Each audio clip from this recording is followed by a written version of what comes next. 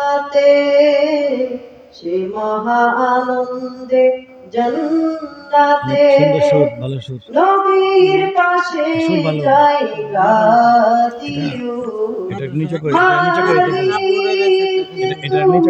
জান্নাতে তোমার কাছে একটি ঘর বানিয়ে দিও, একটি ঘর বানিয়ে দিও। সকলে বলে মারহাবা। সম্মানিত এলাকাবাসী, আমরা যারা এখনো ঘোরাফেরা করছি, অতি সত্তর আমরা মাহফিল প্যান্ডেলে নিচে চলে আসি। আমাদের প্রধান অতিথি আমাদের মাঝে উপস্থিত, আমাদের সামনে বয়ান পেশ করবেন। আমরা ধৈর্য সহকারে ফাঁকা জায়গাগুলি একটু আমরা ভরা করে বসে পড়ি, ফাঁকা জায়গাগুলি একটু পূর্ণতা করে বসে পড়ি, একটু এগিয়ে গিয়ে বসে আমরা সকলে। ঠিক আছে, বেশি রাত হয়েছে তো আর আগে করা উচিত ছিল।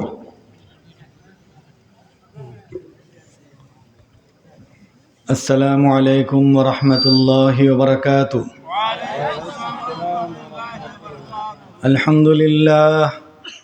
আলহামদুলিল্লাহ নাহমাদুহু ওয়া নাস্তাঈনুহু ওয়া নাস্তাগফিরুহু ওয়া নু'মিনু বিহি ওয়া নাতাওয়াক্কালু আলাইহি ওয়া নাউযু বিল্লাহি মিন শুরুরি আনফুসিনা ওয়া মিন সাইয়্যাতি আ'মালিনা।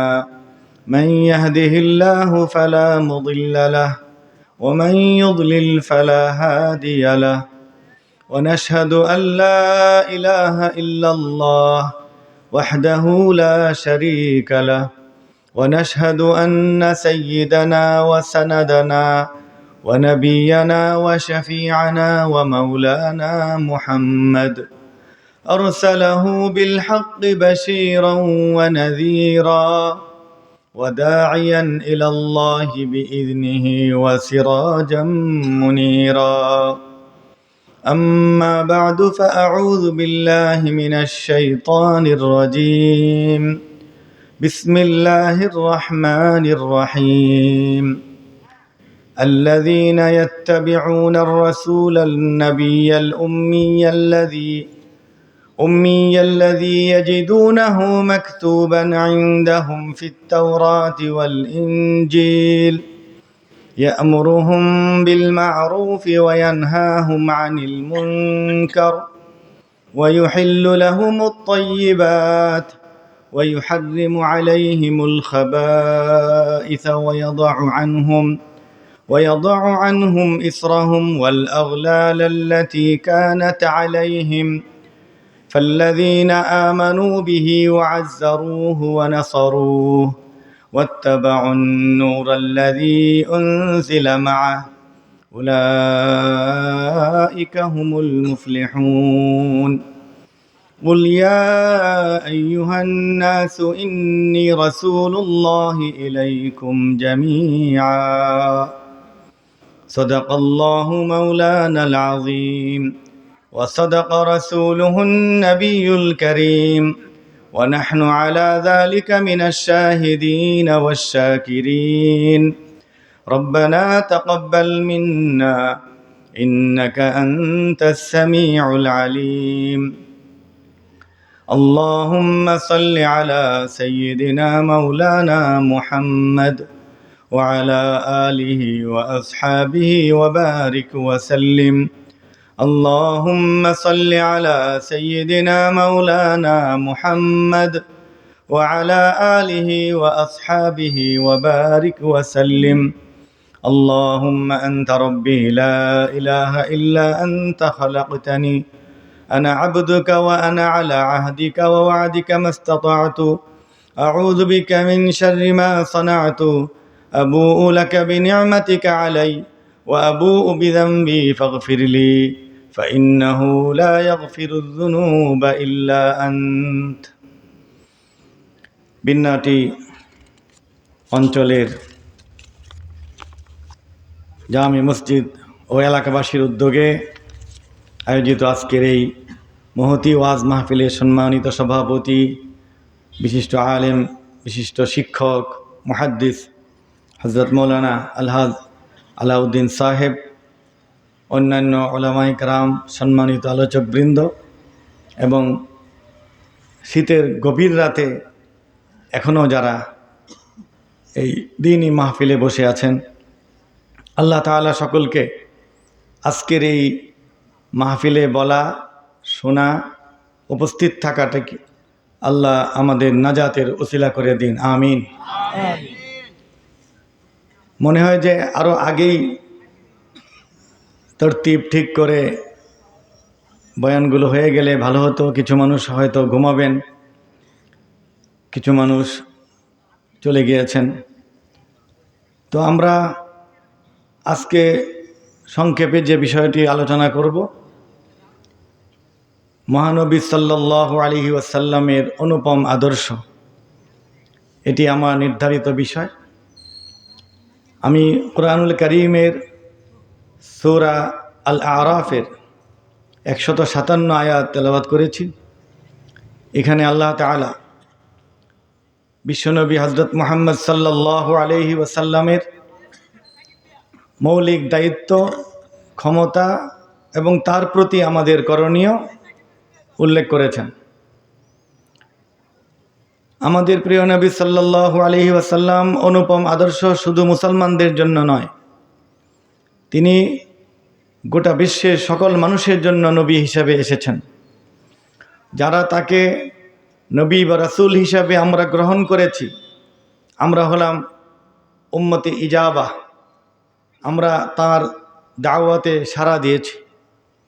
আর যারা এখনও ইসলাম গ্রহণ করে নাই, অন্য ধর্মে বিশ্বাসী রয়ে গিয়েছে অথবা নাস্তিক হয়ে আছে, তারাও এই নবীর উম্মাহ, কিন্তু তারা উম্মতে দাওয়াত পেয়েছে, এখনও সাড়া দেয় নাই।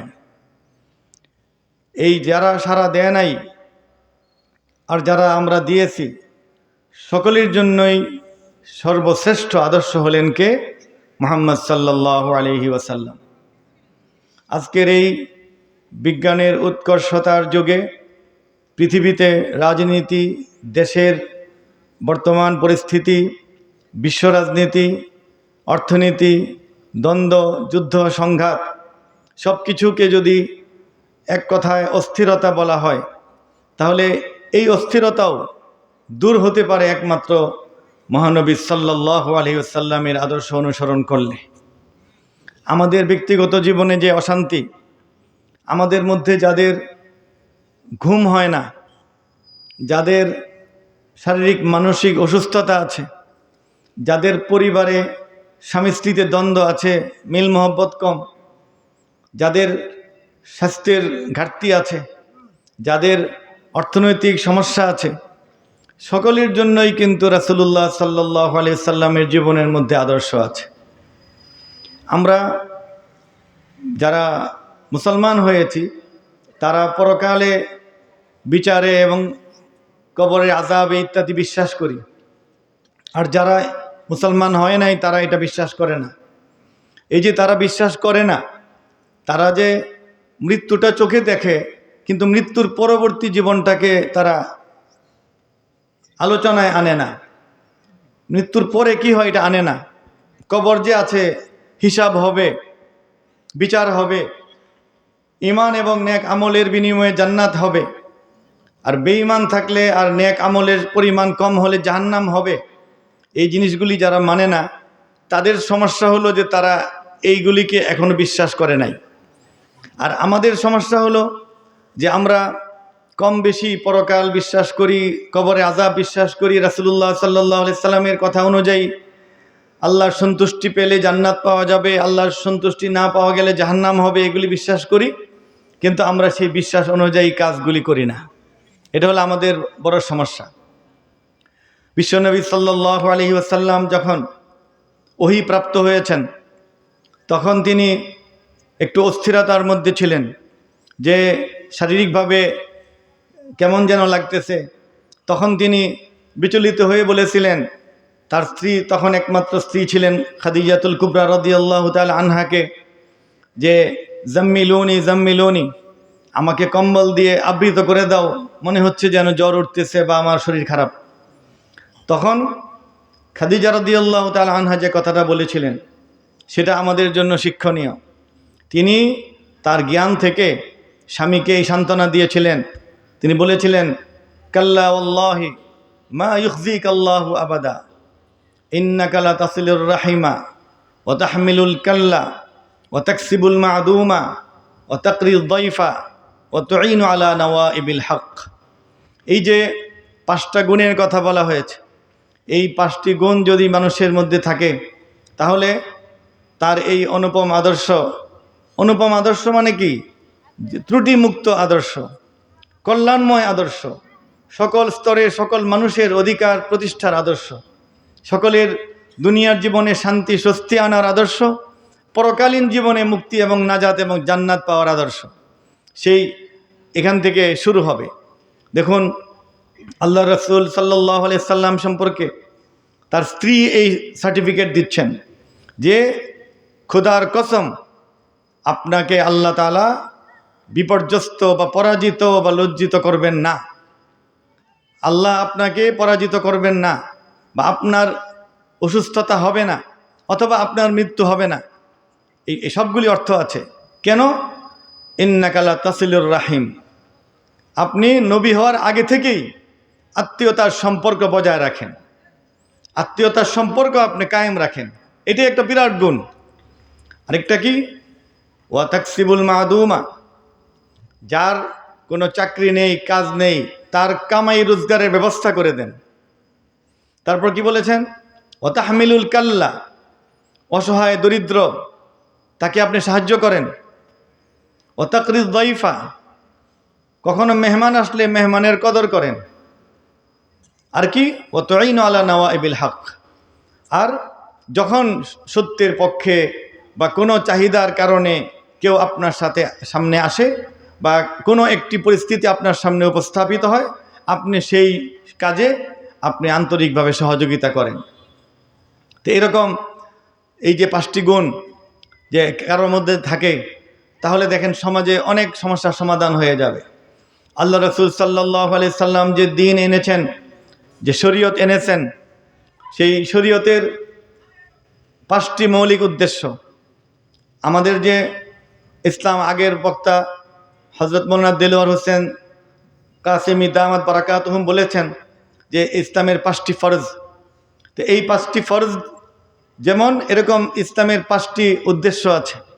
1 নম্বর উদ্দেশ্য হলো হিফজুন নফস, মানুষের জীবনের নিরাপত্তা দেওয়া। দ্বিতীয় উদ্দেশ্য হলো হিফজুদ্দিন, মানুষের দিন ইমানের হেফাজত করা।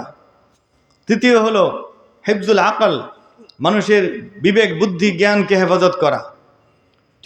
চতুর্থ হলো হিফজুল মাল, মানুষের ধন সম্পদ টাকা পয়সা জমি জমা বাড়িঘর হেফাজত করা। পঞ্চম হলো হিফজুন নাসল, মানুষের বংশধারা, কার সন্তানকে, এটার নিশ্চয়তা দেওয়া এবং এটার সুরক্ষা দেওয়া। এই যে 5টি আদর্শ তিনি এনেছেন, বা তার আদর্শের যে মূল উদ্দেশ্য, দেখুন মানুষের জীবনের নিরাপত্তা যদি সমাজ দেয়, রাষ্ট্র দেয়, পৌরসভা দেয়, সিটি কর্পোরেশন দেয়, পুলিশ বাহিনী এবং অন্যান্য এজেন্সিগুলি দেয়, এবং মানুষ এটা মনে করে যে আমার দ্বারা কোনো মানুষের জীবনের ক্ষতি হতে পারবে না, কোনো মানুষ খুনি সমাজে থাকতে পারবে না, কোনো মানুষ খুন করলে দ্রুত তার বিচারের ব্যবস্থা করতে হবে, এরকম যদি ব্যবস্থা নেওয়া হয় তাহলেই এই শরীয়ত পালন করা হবে, মানুষের জীবনে নিরাপত্তা দেওয়া হলো। তারপর কি? হিফজুন দ্বীন, মানুষের দ্বীন ইমানের হেফাজত করা, যে যারা স্বাধীনভাবে ইসলাম গ্রহণ করতে চায় গ্রহণ করবে, যারা ইসলাম গ্রহণ করবে তারা নামাজ আদায় করবে, তারা ধনী হলে যাকাত দেবে, রমজান আসলে রোজা পালন করবে, হজের পরিমাণ টাকা পয়সা হলে হজ করবে। এইগুলি করার জন্য প্রয়োজনীয় শিক্ষার ব্যবস্থা করা, মাদ্রাসার ব্যবস্থা করা, স্কুল কলেজে দ্বীনি শিক্ষার ব্যবস্থা করা, মাহফিলের মাধ্যমে, দাওয়াত তাবলীগের মাধ্যমে, আল্লাহওয়ালা নেককার বুজুর্গদের সান্নিধ্যে গিয়ে মুরিদ হয়ে বায়াত হয়ে এই দ্বীনের চর্চাগুলিকে বহাল রাখা। যে নামাজ আদায় করে কিন্তু 5 ওয়াক্ত করে না, 3 ওয়াক্ত করে, তাকে 5 ওয়াক্তে বানানো। যে 5 ওয়াক্ত পড়ে কিন্তু ঘরে পড়ে, দোকানে বসে পড়ে, তাকে মসজিদে আনা। যে মা বোনেরা ইমান আছে, আল্লাহকে চিনে, লা ইলাহা ইল্লাল্লাহ মুহাম্মাদুর রাসূলুল্লাহ বলে, কিন্তু নামাজ ঠিকমতো পড়ে না, তাদেরকে নামাজি বানানো। তারা রান্না বান্না করে বিকাল চলে যায়, রমজানে রোজা রাখে, ইফতার করতে করতে বা ইফতার বানাতে বানাতে মাগরিবের রক্ত চলে যায়, তাহলে তো হলো না। এখানে সালাত বা নামাজটি আগে, নামাজের জন্য তার হলো প্রস্তুতি, কিন্তু প্রস্তুতি নিতে নিতে নামাজ শেষ। এই যে ঘাটতি, এই ঘাটতিগুলো পূরণ করলে এবং নামাজের শিক্ষা শিশু অবস্থায় দিলে, 10 বছর হলে নামাজের জন্য শাসন করলে, যাদের মধ্যে শয়তানি ওয়াসওয়াসা আছে, গাফলতি আছে, তাদেরকে নামাজে আনতে পারলে হিফজুদ্দিন, দ্বীনের হেফাজত হবে। তৃতীয় হলো হিফজুল আকল। মানুষকে আল্লাহ তাআলা নবী রাসূলদের মাধ্যমে জ্ঞান দান করেছেন, আর জ্ঞানের সাথে একটা বিবেক দিয়েছেন। অনেক সময় দেখবেন বাসের পিছনে, গাড়ির পিছনে লেখা থাকে যে আবেগ দিয়ে নয়, বিবেক দিয়ে চলো। আমরাও বলি যে বিবেক দিয়ে চলেন। আমরা রিক্সাওয়ালাকে বলি না যে ভাই আপনি বিবেচনা করে ভাড়া রাখেন, বা আপনি নিজে একটা বিচার করেন। তো এই যে বিচার করার যে ক্ষমতা, বিবেক বলতে যে একটি জিনিস, এটি সুরক্ষিত থাকবে যদি একটি মানুষ সে নিয়মিত গোসল করে, সময় মতো খাওয়া দাওয়া করে, পরিমিত 6-7 ঘন্টা ঘুমায়, এবং সে মাদক থেকে দূরে থাকে, নেশা থেকে দূরে থাকে, সমস্ত অসামাজিক কাজ থেকে দূরে থাকে, তাস খেলা, গল্প করা, আড্ডা দেওয়া, এরকম অন্যায় পাপাচার থেকে দূরে থাকে, তাহলে তার বিবেক বুদ্ধি ঠিক থাকবে। বিবেক একেবারেই লোপ পেয়ে যায় হলো মাদকের দ্বারা। এই জন্য আল্লাহ তাআলা ইন্নামাল খামরু ওয়াল মাইসিরু ওয়াল আনসাবু ওয়াল আজসামু রিজসুম মিন আমালি শাইতান ওয়াল আনসাবু রিজসুম মিন আমালি শাইতান ফাজতানিবু। আল্লাহ এই বিধান দিয়েছেন যে মাদক থেকে দূরে থাকো। আল্লাহ রাসূল সাল্লাল্লাহু আলাইহি সাল্লাম ইরশাদ করেছেন, কুল্লু মুসকিরিন হারাম। নেশা সৃষ্টি করে এমন সব জিনিসই হারাম, সেটা পানীয় হোক, ধূমপানের মাধ্যমে হোক, অন্য কোনোভাবে হোক, ট্যাবলেট হোক, ইয়াবা হোক, মানুষের বিবেককে নষ্ট করে দেয়, মানুষের বুদ্ধিকে লুপ্ত করে দেয়, সবই হারাম। মা আসকারা কাসীরুহু ফাকালিলুহু হারাম। যা বেশি পান করলে নেশা হয়, এটা কম 1 ফোঁটা পান করাও হারাম। তাহলে বিবেক রক্ষার জন্য যত বিধান, মাদক সহ আরও যত বিধান, এই সব বিধানগুলো কি? মানুষের আকল বুদ্ধিকে ঠিক রাখার জন্য। মানুষের যদি আকল বুদ্ধি ঠিক থাকে, তাহলে তো সে অন্যায় করতে পারবে না, সে ডাকাতি করতে পারবে না, সে খুন করতে পারবে না, সে উত্তেজিত হয়ে স্ত্রীকে তালাক দিতে পারবে না, সে অন্যের হক নষ্ট করতে পারবে না, সে নামাজ কাজা করতে পারবে না, সে মিথ্যা কথা বলতে পারবে না, প্রতারণা করতে পারবে না, ভেজাল মিশাইতে পারবে না খাদ্যের মধ্যে। এই জন্য বিবেককে রক্ষা করা ইসলামের অন্যতম লক্ষ্য। আরেক লক্ষ্য হলো হিফজুল মাল, মানুষের সম্পদের হেফাজত করা। আপনার ঘর, আপনার বাড়ি, আপনার টাকা পয়সা আপনার হাতে থাকবে, আপনার জিনিস অন্য কেউ ধরবে না, আপনার সম্পদ চুরি করবে না, আপনার বাজার থেকে বাড়িতে ফেরার পথে ছিনতাই করবে না, ডাকাতি করবে না, আপনার জমি অন্য কেউ দখল করবে না। এই রকম আইন করা এবং সেই আইনের প্রয়োগ করা, আইন কেউ লঙ্ঘন করলে তার জন্য দ্রুত শাস্তির ব্যবস্থা করা, এটি হলো ইসলামের বিধান। এই মানুষের সম্পদের সুরক্ষা দেওয়ার জন্য কোরআন এবং সুন্নাহ এবং ইসলামী আইনে এবং সেই আইনের আলোকে প্রচলিত যত আইন আছে, সেগুলির মধ্য দিয়ে মানুষের সম্পদ যদি নিরাপদ থাকে, তাহলে শরীয়ত মানা হলো। আল্লাহ রাসূল সাল্লাল্লাহু আলাইহি সাল্লামের আদর্শ অনুপম কখন? মানলে, না মানলে তো লাভ হবে না। ওষুধ ডাক্তার লিখে দেয়, 5টা-7টা ওষুধ লিখে দিল, আপনি 300-500 টাকা ভিজিট দিলেন, আপনি ওষুধ কিনে এনে বাসায় খুব সুন্দর করে আলমারিতে সাজিয়ে রাখলেন, পান করলেন না, তাহলে তো কাজ হবে না। ডাক্তার লিখেও দিয়েছে, আপনি সেটা টাকা দিয়ে কিনেও এনেছেন, কিন্তু রেখে দিয়েছেন কোথায়? আলমিরাতে। খান নাই, বা নিয়মিত খান নাই। একদিন খেয়েছেন অর্ধেক বোতল, আর 7 দিন খান নাই, তাহলে তো কাজ হবে না। তা আল্লাহ তাআলা যে বিধানগুলি দিয়েছেন, এই সবগুলো যথাসময়ে ব্যবহার করলে এই শান্তিটা পাওয়া যাবে। তো মানুষের জীবন এবং সম্পদ রক্ষার জন্য শরীয়ত যত বিধান দিয়েছে এগুলিও রাসূলের আদর্শ। সর্বশেষ যে বিধান সেটি হলো হেফজুন নাসল, মানুষের বংশধারার হেফাজত করা। ইসলামের এটা বিধান। বংশ কি? যে অমুকের ছেলে অমুক। প্রত্যেকটা মানুষের পিতৃ পরিচয় থাকতে হবে। প্রত্যেকটা মানুষের এই মানে সে বৈধ সন্তান হতে হবে। অবৈধ সকল পদ রুদ্ধ করে দিতে হবে। মানুষের মধ্যে মানে বৈবাহিক সম্পর্ক ব্যতীত কোনো সম্পর্ক থাকবে না। বিয়ের আগেও কোনো নারী পুরুষের কোনো সম্পর্ক যেমন হারাম, বিয়ের পর স্বামী স্ত্রীর বাইরে অন্য কোনো সম্পর্ক করাও হারাম। এই যে বিধানগুলি আল্লাহ দিয়েছেন, এগুলির দ্বারা মানুষের বংশ পরিচয়, মানুষের সম্ভ্রম, ইজ্জত, সম্মান এগুলি রক্ষিত হয়। এগুলি কি রাসূলের আদর্শ। আল্লাহ রাসূল সাল্লাল্লাহু আলাইহি সাল্লামকে আল্লাহ তাআলা যে ক্ষমতাটি দিয়েছেন, সেখানে তিনি এই আয়াতে বলেছেন যে যারা এই রাসূলকে অনুসরণ করে এবং তার কথা তাওরাত এবং ইনজিলেও তারা পায়, তাকে আল্লাহ তাআলা কি ক্ষমতা দিয়েছেন? ইয়ামুরুহুম বিল মারুফ, আল্লাহ রাসূল মানুষকে ভালো কাজের আদেশ দেন। ওয়ানহাহুম আনিল মুনকার, সকল মন্দ কাজে নিষেধ করেন। আরেকটা ক্ষমতা কি? ওয়ায়ুহিল্লু লাহুমুত তাইয়্যিবাত, সমস্ত ভালো কথা ভালো কাজের তিনি আদেশ করেন, বা তিনি ভালো কথারকে তিনি বৈধতা দেন। আল্লাহ রাসূল যদি বলেন যে মুরগি, হাঁস, কবুতর বা এই প্রাণী বা এই পশু পাখিগুলি খাওয়া যাচ্ছে। এরকম আল্লাহ রাসূল যখন বলেছেন যে শূকর, কুকুর, মৃত প্রাণী বা আল্লাহর নাম ছাড়া জবাই করা গরু, আল্লাহর নাম ব্যতীত জবাই করা বকরি, ছাগল, অথবা আল্লাহ ছাড়া গায়রুল্লাহর নামে, পীর সাহেবের নামে বা অন্য কারো উপলক্ষ করে কেন্দ্র করে জবাই করে, তাহলে হালাল পশুটাও হারাম। তো এই যে এই কথাগুলি কে বলেছেন? আল্লাহ রাসূল সাল্লাল্লাহু আলাইহি সাল্লাম বলেছেন। কোরআনুল কারীমে শূকর এবং রক্ত আর মৃত হারাম এটা এসেছে, কিন্তু আরও যেগুলি হারাম, কুকুর হারাম, জবাই ছাড়া খেলে বা এরকম হলে হারাম। কেউ যদি একটা পাখি শিকার করলো কিন্তু সে জবাই করলো না, সে দাঁত দিয়ে কামড়ে এটাকে হত্যা করে খাইলো, মানে নিয়ে আসলো, হারাম।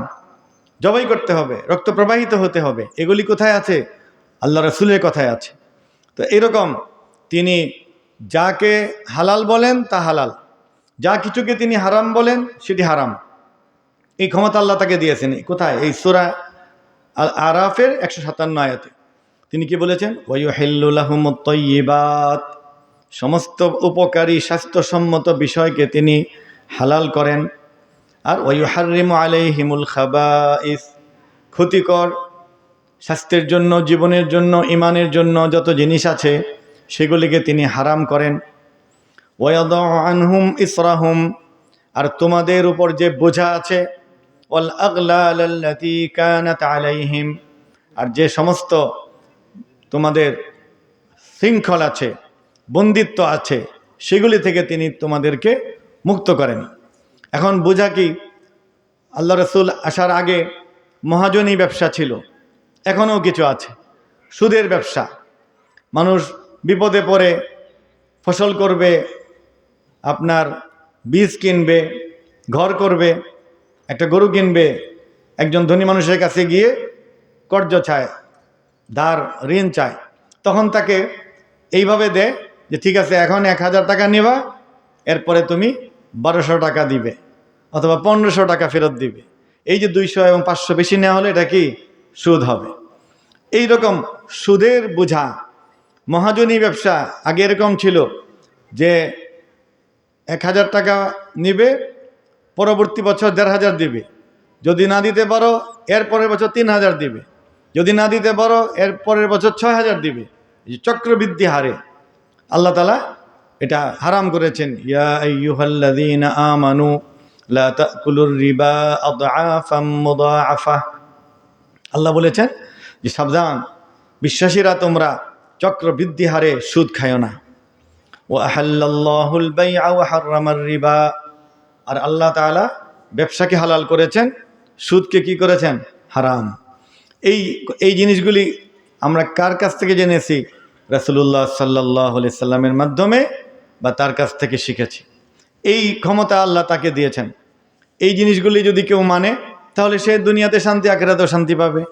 আর যে অমান্য করবে, হয়তো দুনিয়াতে কিছুদিন সে বাহাদুরি করবে, 15 বছর করবে, 16 বছর করবে, পরে এমন বিপদে পড়বে, এমন লাঞ্ছিত হবে যা কেউ কল্পনাও করে নাই। হয়ে যায়, মানুষ কল্পনাও করে নাই এখন যা হয়েছে। এখন এরকম সামনে কি হবে আমরা জানি না, কিন্তু আল্লাহ এবং রাসূল যে ভবিষ্যৎবাণী করেছেন বা কোরআন বা হাদিস যে নির্দেশনা দিয়েছে, সেগুলির মধ্যে যদি থাকি তাহলে আমাদের লজ্জিত হতে হবে না।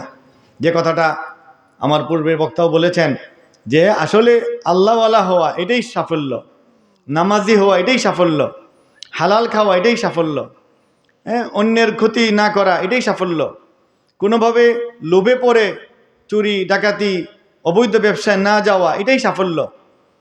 জীবনে কোনো অপরাধ, মিথ্যা কথা না বলা এটাই সাফল্য। মানুষকে ওয়াদা দিলে ওয়াদা রক্ষা করা এটা সাফল্য। ওয়াদা এমন যদি হয় যে রক্ষা করবে না তাহলেও দেয়, এটাই ব্যর্থতা।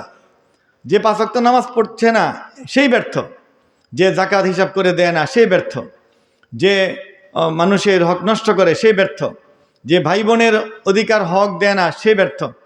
আল্লাহ রাসূল সাল্লাল্লাহু আলাইহি সাল্লাম এটাও বলেছেন যে কেউ যদি অন্যায়ভাবে আরেকজনের জমি 1 বিঘা, এরকম হাত দিয়ে দেখিয়েছেন, কেউ যদি এটা দখল করে, জোর করে নিয়ে নেয়, গাছ লাগায় দেয়, বেড়াটা বড় করে দেয়, ক্ষেতের লাইলটা কেটে একটু বড় করে দেয়, কোনোভাবে নে, তাহলে এই পরিমাণ 7 স্তবক জমি, বিশাল মাটির বোঝা তার ঘাড়ে কিয়ামতের বিচারের দিন ঝুলিয়ে দেওয়া হবে। এটা হলো অপমান, মানে শাস্তি শুরু। এরপরে ফয়সালা, রায় হওয়ার পরে তো চিরকাল জাহান্নাম। তো এই মানুষ এটা বোঝে না। আর এই 1 হাত জায়গা বাড়ালে তার কয়টা গাছই লাগাবে আর কয় ছটা ধান হবে, কি হবে, কিন্তু লোভে পড়ে এটা করে। তো এই যেরকম মানুষের কর্মচারীরা মালিকের টাকা চুরি করে, ম্যানেজার মালিকের টাকা চুরি করে, এই যে দেখা যায় কি অল্প সামান্যর জন্য ইমানটা নষ্ট হয়ে যায়। বাসে ওঠে, বাসের ভাড়া কত, 5 টাকা 10 টাকা না দিয়ে চলে আসে। এই যে 5 টাকা 10 টাকা বাস ভাড়া, টেম্পো ভাড়া মেরে দিল, এটা ওই লোকের ক্ষতি করে নাই, নিজের ক্ষতি করেছে, নিজের সর্বনাশ করেছে। আর এই টাকা তো ফেরত দেওয়া সম্ভব না, পাওয়া যাবে না। যারা এর চেয়ে বেশি করে, ব্যাংক ডাকাতি করেছে, হাজার হাজার কোটি টাকা পাচার করেছে, 6টি ব্যাংক খালি করে ফেলেছে, তাদের এর থেকে মুক্তির কোনো উপায় আছে? তারা মানুষের কাছে মাপ চাবে কীভাবে? 18 কোটি মানুষের টাকা, বা যারা ব্যাংকে আমানত রেখেছে গ্রাহক, সেরকম হাজার হাজার লোকের টাকা, লক্ষ লক্ষ লোকের টাকা, তাদের কাছে টাকা ফেরতও দিতে পারবে না, মাফও চাইতে পারবে না, আর তওবাও হবে না, আল্লাহ তাকে ক্ষমা করবেন না। কারণ বান্দার হক নষ্ট করলে আল্লাহ ক্ষমা করবেন না। কেউ যদি বান্দার হক নষ্ট করে, এটা রাসূলের শিক্ষা, সে যদি আল্লাহর দ্বীন কায়েমের জন্য জিহাদ করে করে শহীদও হয়ে যায়, শহীদ ব্যক্তিকেও ওই পাওনাদারের পাওনা না দিয়ে জান্নাতে ঢুকতে দেওয়া হবে না। 1 টাকার জন্য তাকে ওই কিয়ামতের দিন তার আমলনামা, তার সওয়াব দিয়ে দিতে হবে। পাওনাদারের সওয়াব পাওনাদারকে দিয়ে দিতে হবে। দিতে দিতে অবৈধ ব্যবসা করেছে, কত মানুষকে ঠকিয়েছে, 1 জমি 3 জনের কাছে বিক্রি করে, মিথ্যা কথা বলে কাজ করে। তো এরকম ওই পাওনাদারের টাকা, বোনের টাকা, ভাগনার টাকা, মামার টাকা, ভাইয়ের টাকা, ভাতিজার টাকা, এগুলির বদলা ওখানে তো টাকা চলবে না, ওই বিচারের পরে নিজের আমল দিয়ে দিতে হবে। তো যা কিছু নামাজ পড়েছিল, রোজা রেখেছিল, কুরবানি করেছিল, তাবলিগে গেছিল, কিছু জিকির আজকার করছিল, এই সব আমল দিতে দিতে শেষ হয়ে যাবে। তখন ফেরেশতা বলবে, ইয়া আল্লাহ, এই লোকের তো সব শেষ, কিন্তু তার পাওনাদার তো রয়ে গেছে। পাওনাদার কি লাইন ধরে দাঁড়িয়ে আছে। তখন বলবে যে ওই পাওনাদারদের গুনাহ তার মাথায় দিয়ে দাও। পরে পাওনাদারের গুনাহ দিতে দিতে বোঝা হয়ে যাবে, এই বোঝা নিয়ে সে জাহান্নামে গিয়ে পড়বে। এগুলি সহিহ হাদিসে আছে, এই যে হুজুর আছেন। এই জন্য আমাদের সাবধান হতে হবে। আল্লাহ রাসূল সাল্লাল্লাহু আলাইহি সাল্লাম বলেছেন, খিয়ারুকুম ইনদা আহলিহি, তোমাদের মধ্যে সেই উত্তম যে তার বাড়ির মানুষের কাছে ভালো, স্ত্রীর কাছে ভালো। যার স্ত্রী সাক্ষী দেয় যে আমার স্বামী চরিত্রবান, যার স্ত্রী স্বতঃস্ফূর্তভাবে বলে যে আমার স্বামী নামাজ পড়ে, আমার স্বামী হালাল খায়, আমার স্বামী কোনো অবৈধ ব্যবসা করে না, আমার স্বামী মিথ্যা বলে না, এটা আল্লাহ মূল্যায়ন করবে। আর খাদিজা রাদিয়াল্লাহু তাআলা আনহা, তিনি আল্লাহ রসুলের 40 বছরের যখন বয়স, নবী হয়েছেন, তিনি এই সার্টিফিকেট দিচ্ছেন যে আপনি আত্মীয়তার হক রক্ষা করেন, মেহমানের কদর করেন, অসহায় দরিদ্রকে সাহায্য করেন, যার চাকরি নেই তাকে পুনর্বাসন করেন, সব ভালো কাজে আপনি আছেন। এইরকম 5টি 7টি গুণ আমাদের অর্জন করতে হবে। আল্লাহ রাসূল সাল্লাল্লাহু আলাইহি সাল্লামের কাছে একটা ইহুদি ছেলে খেদমত করত। একটা ছেলে ইহুদি, অন্য ধর্মের। নবীজির খেদমত মানে বাড়িতে পানি দেওয়া, ফুড ফরমাশ করা, এরকম করত। একদিন দেখা গেল যে ছেলেটি অসুস্থ, আসে নাই। তখন রাসূলুল্লাহ সাল্লাল্লাহু আলাইহি সাল্লাম সেই ছেলেকে দেখতে তার বাসায় গেছেন। দেখেন এখানে কত সুন্দর শিক্ষা। বিধর্মী, কিন্তু যেহেতু তার বাড়িতে কাজ করত, তিনি মালিক কর্মচারীকে দেখতে গেছেন। এখানে একটা সুন্নত আছে, একটা আদর্শ আছে। আর আমরা কি করি? প্রভাবশালী হলে, নেতা হলে দল বেঁধে মিষ্টি নিয়ে, ফুল নিয়ে দেখতে যাই। আর যদি বাড়ির কর্মচারী বা এরকম ভাগিনা বা দূরের কেউ দুর্বল, খোঁজ নেই না। আর আল্লাহ রাসূল ইহুদি ছেলেকে দেখতে গেছেন, সহিহ হাদিসে আছে, তাফসীরে রুহুল মানিতে আছে, কুরতুবিতে আছে ব্যাখ্যা, ইমাম বাগাবী ব্যাখ্যা লিখছেন কি, আল্লাহ রাসূল সাল্লাল্লাহু আলাইহি সাল্লাম সেই ছেলেটিকে দেখতে তার বাড়িতে গেছেন। গিয়ে দেখেন সেই ছেলে জ্বরে আক্রান্ত, শুয়ে আছে। আর তার বাবা তো ইহুদি, সে তার কাছে বসে তাওরাত কিতাব তেলাওয়াত করতেছে। আমরা যেমন অসুস্থ হইলে আমাদের মেয়েরা বা আমাদের বড় ভাই বা এরা ফু দেন, বাবা থাকতে ফু দিতেন। এখন অসুস্থ হইলে মেয়েরা ইয়াসিন পরে ফু দেয়। তা এরকম এতে রুগী আরাম পায়। সূরা ইয়াসিন পড়ে ফু দিলে আরাম পাবে, সূরা মুলক পড়ে ফু দিলে আরাম পাবে, আল্লাহ একটা শান্তি দিবেন। বা কেউ যদি এত বড় সূরা নাও জানে, ফাতিহা 3 বার পড়বেন, আয়াতুল কুরসি পড়বে 1 বার, ফু দিবে। এই ফু দেওয়া হাদিসে আছে, বুখারীতে আছে। তারপর সূরা ইখলাস, সূরা ফালাক, সূরা নাস, এই 3টা 3 বার পরে ফু দিবে। আপনারাও দিতে পারবেন, শিশুদেরকে দিবেন, ঘরের মধ্যে এটা সকাল সন্ধ্যা দিবেন, শান্তি পাবেন, শয়তান দূর হবে। তো ওই লোক কী করতেছে, তাওরাত পড়ে ছেলের সামনে ফু দিতেছে। তখন আল্লাহ রাসূল সাল্লাল্লাহু আলাইহি সাল্লাম বললেন যে আচ্ছা, তুমি যে এত সুন্দর করে তাওরাত পড়ো, তো তাওরাত কিতাব তো আগের মুসা আলাইহিস সালামের উপর নাজিল হয়েছিল, তো সেই কিতাবের মধ্যে আমি যে শেষ নবী হয়ে এসেছি আর আমার গুণাবলী এগুলি কিছু পাও না? যেহেতু পড়তেছে, সামনাসামনি ধরলেন আর কি, যে তাওরাতের মধ্যে আমি যে এখন নবী আর আমার গুণাবলী এগুলি যদি পাও, তাহলে তো ইসলামকে বা কোরআনকে মানতে হবে। কারণ তাওরাত বলে দিয়েছে যে আমার কার্যকারিতা শেষ হবে, কোরআন মানতে হবে, শেষ নবীকে মানতে হবে। তখন ওই তেলাওয়াত করতেছে যে বাবা, সে বলে পাই না, মানে মিথ্যা কথা বলছে। তো ছেলে যে জ্বরে আক্রান্ত, সে কিন্তু সৎ, সে সুন্দর একটা জবাব দিছে। বলছে কি নবীজিকে যে আব্বা ভুল করেছে, মানে আব্বা মিথ্যা বলেছে এটা বলে না, বা বাবা অসত্য বলেছে এটা বলে নাই। সে বলতেছে যে বাবা ভুলে গেছে, অথবা বাবা ভুল করেছে, এটুক বলেছে।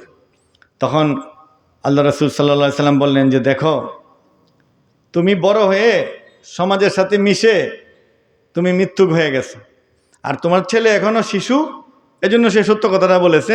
কারণ সে তো তোমার কাছে শুনেছে বা নিজেও টুকটাক পড়েছে, তোমাদের তাওরাতে তো আমার কথা আছে। এভাবে ধরার পরে তখন সেই লোক বলা শুরু করলো যে হ্যাঁ তাওরাতের মধ্যে আমি এই এই এই পেয়েছি। নবীজির গুণাবলী কিছু বর্ণনা করলো। আর এই ছেলে এতটুকু সাহস নিয়ে যখন বাবার বিরুদ্ধে নবীজির পক্ষে বলছে, এই জন্য আল্লাহ রাসূল সাল্লাল্লাহু আলাইহি সাল্লাম ছেলেটিকে বললেন যে তুমি ইসলাম গ্রহণ করো, তুমি আমার সাথে লা ইলাহা ইল্লাল্লাহ মুহাম্মাদুর রাসূলুল্লাহ পড়ে মুসলমান হয়ে যাও। নবীজি সাহস করে ছেলেকে ইসলামের দাওয়াত দিয়ে দিলেন। তখন ছেলেটি যেহেতু শিশু কিশোর, সে একবার বাবার দিকে তাকায়, আরেকবার নবীজির দিকে তাকায়। মানে কি করবে, নবীজিকে ভালোবাসে, মহব্বত করে, কিন্তু বাবাকে তো ভয় করে, কি করবে এরকম করতেছে। তখন এক সময় বাবা দেখলো যে ছেলের আবেগকে, ছেলের এই সততা, ছেলের এই ইমানের প্রতি আগ্রহকে এভাবে ধ্বংস করা ঠিক নয়, তাকে সুযোগ দিয়ে দাও। তখন বলল যে ঠিক আছে, তুমি তোমার রাসূলের কথা মানো। এই কথা বলার পরে সেই ছেলে সুন্দর করে আশহাদু আল্লা ইলাহা ইল্লাল্লাহ ওয়া আশহাদু আন্না মুহাম্মাদান আবদুহু ওয়া রাসূলুহু পড়ে মুসলমান হয়ে গেল।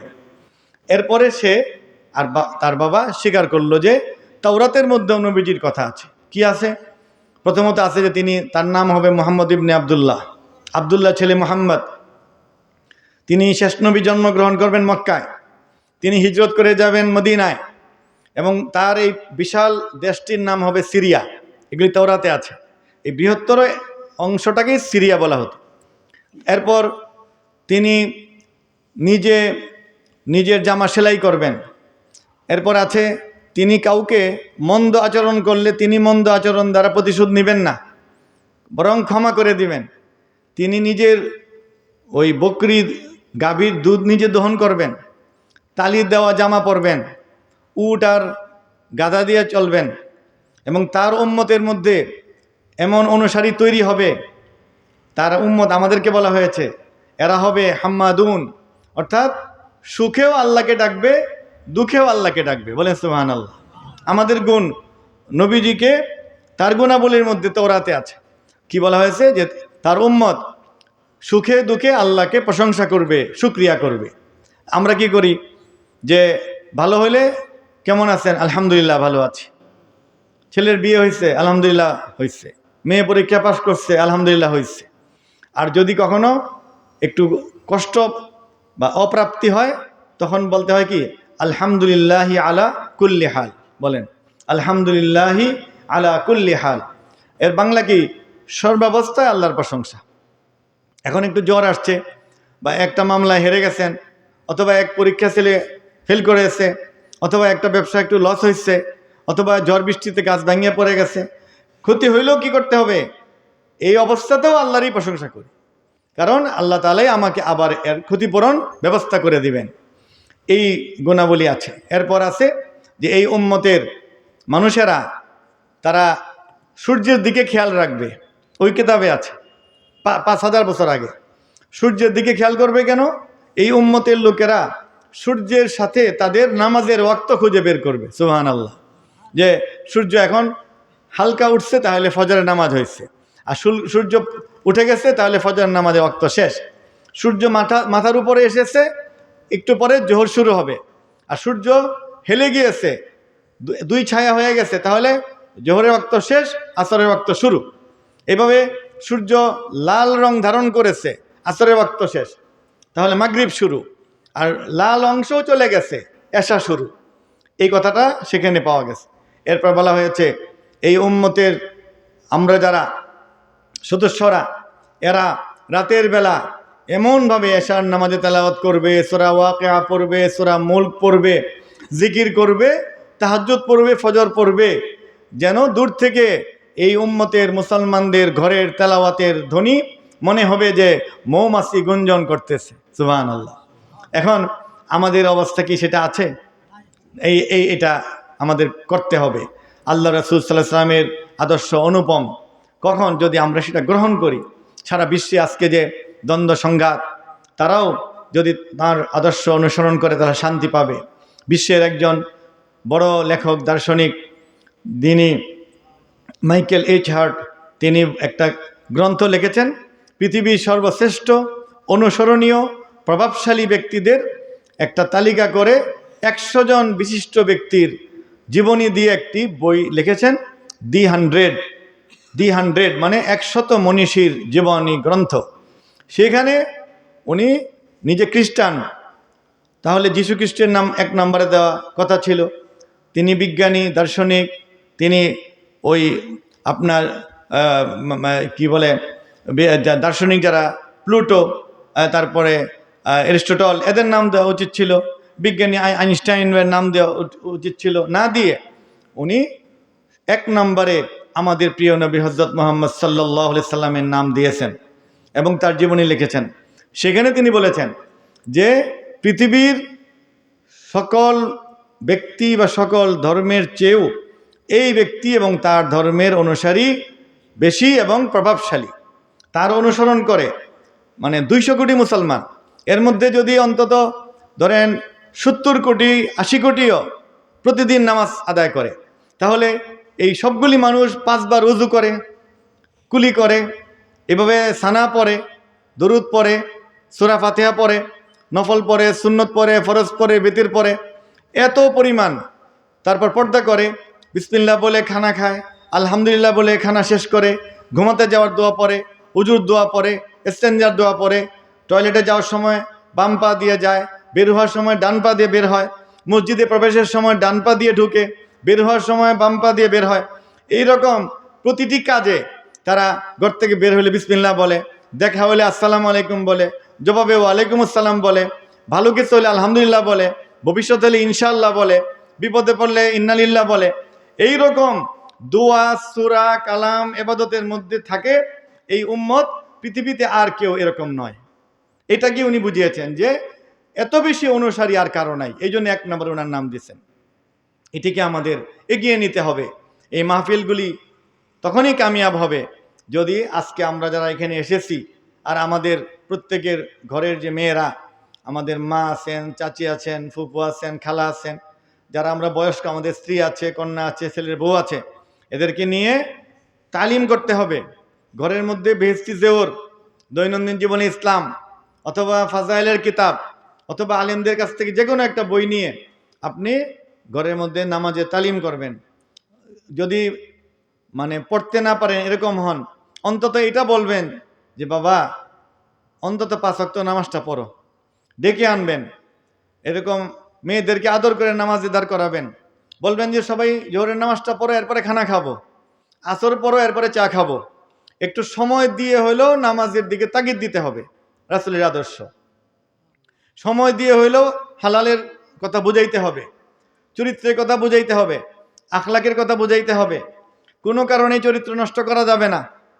তারপরে চোখের গুনাহ, কানের গুনাহ থেকে বাঁচতে হবে, গান বাজনা এগুলি ছাড়তে হবে। এগুলি করে তারপরে দাবি করতে পারবো যে আমরা রাসূলের উম্মত হয়েছি। এইভাবে যখন মানুষগুলি সৎ হবে, দুনিয়াতে শান্তি আসবে। দেখেন বাংলাদেশে একটা বড় পরিবর্তন ঘটেছে। যারা আগে ছিল তারা যে সীমা লঙ্ঘন করেছে, এখন তাদের 80% লোক সেটা বুঝতেছে যে সীমা লঙ্ঘন করলে একটা প্রকৃতির শাস্তি এসে যায়, একটা আল্লাহর তরফ থেকে এটা শাস্তি হয়ে যায়। এরপরে এখন কি, আপনি সমাজকে ভালো করতে হলে তো অনেকগুলি ভালো মানুষ দরকার।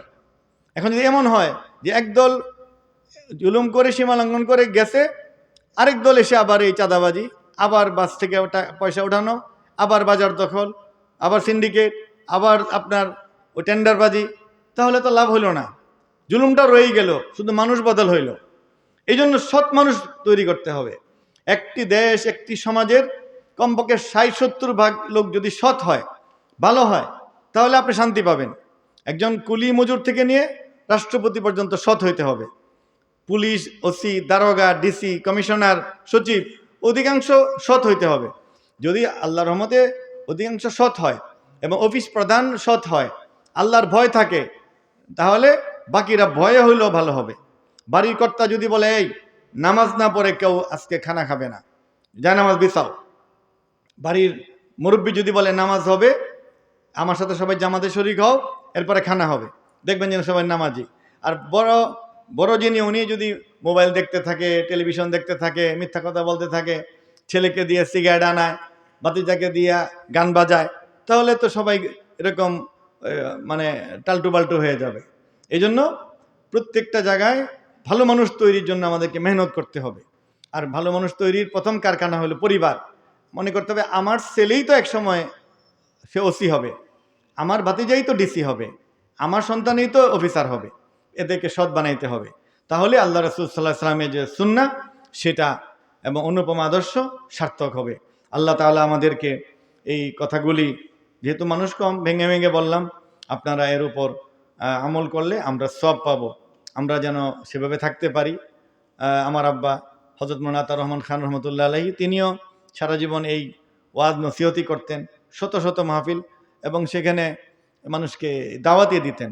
আমার ভাইয়েরাও দেন, আমরাও দিই। এটা মনে করি কি যে আজকে যদি আপনারা আল্লাহর ওয়াস্তে এশার নামাজটা পড়ে ঘুমান, আর যারা পড়েছেন আলহামদুলিল্লাহ, ফজরের নামাজটাও পড়েন, একটু কষ্ট হলেও মোবাইলে অ্যালার্ম দিয়ে রাখবেন। এখন রাত এত বড়, আপনার ওই 5:45 বা 5:40 হয় ফজর, একসময় 6টায় হবে, 6:15 পর্যন্ত যাবে। এই যে এত বড় রাত, যদি 10টায় ঘুমায়, 11টায় 12টায় ঘুমায়, তবুও তো ঘুম ভাঙবে। ফজরের নামাজটা পড়ে সূরা ইয়াসিনটা পড়ে একটু আল্লাহ বিল্লাহ করে এরপরে আবার একটু ঘুমান লাগলে। আর দিন ছোট, একটু নফল রোজা রাখবেন। মা বোনরা ফরজ রোজা যদি ভেঙে থাকেন রাখবেন, আর পুরুষরা বৃহস্পতিবার সোমবারে রোজা রাখবেন। কমপক্ষে মাসে 3 দিন আইয়ামে বীজের রোজা রাখবেন। আর বাচ্চাদেরকে, যাদের বয়স 6-7 হয়ে গেছে, এদেরকে ধরে মসজিদে নিয়ে যাবেন। মসজিদে শিশুরা যাওয়া উচিত। নবীজির যুগে যেত, এখনও যায়। মসজিদে গেলে, নামাজ শিখলে, আজান শিখলে, ইমাম সাহেবরে দেখলে, মসজিদে পরিবেশ থাকলে এত বড় ডাকাত হবে না। মানুষ খুন করে আগুন দিয়ে পোড়াইবে না, ঠিক কিনা বলেন? মানুষ খুন করছে, আবার আগুন দিয়ে পোড়ায়, আবার স্বীকারও করে না। জানোয়ার, এত বড় জানোয়ার তৈরি হয়েছে কেমনে? সে নিজেও নামাজ পড়ে নাই, তার বাপ দাদা 14 গোষ্ঠী নামাজ পড়ে নাই, ঠিক কিনা বলেন? এই জন্য ভালো মানুষ তৈরি করার জন্য আপনি প্রথমত তাকে নামাজে নিতে হবে। তাহলে আপনার ছেলে এমন শক্তিশালী হবে, এমন ইমানদার হবে, যে যারা আগুন দিয়ে পোড়ায় বা যারা এরকম অমানুষ হয়েছিল, তাদের 100 জনকে সে একাই প্রতিরোধ করবে। আল্লাহ তাআলা আমাদেরকে কবুল করুন। ওয়া আখিরু দাওয়ানা আনিল হামদুলিল্লাহি রাব্বিল আলামিন।